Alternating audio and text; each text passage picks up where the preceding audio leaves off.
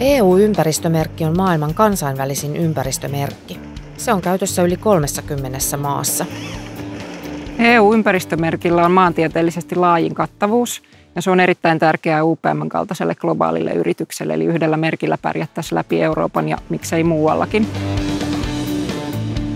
EU-ympäristömerkillä on yli 30 tuoteryhmää, muun muassa kopio- ja graafiset paperit, sanomalehtipaperit, paperin jatkojalosteet, painotuotteet ja pehmopaperit.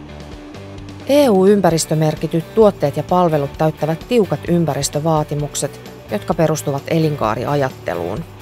Jotta tuote voi saada EU-ympäristömerkin, tulee sen täyttää tiukat ehdot läpi tuotannon, lähtien heti kestävästä metsänhoidosta, mutta tuotannossa pitää olla alhaiset päästöt vesistöön ja ilmaan. Käytetään ainoastaan turvallisia kemikaaleja ja lisäksi prosessin tulee olla energiatehokas. Noin 2000 eurooppalaista yritystä hyödyntää EU-ympäristömerkkiä toiminnassaan. Suomessa 15 yritystä. Tuotteita ja palveluita on yli 40 000.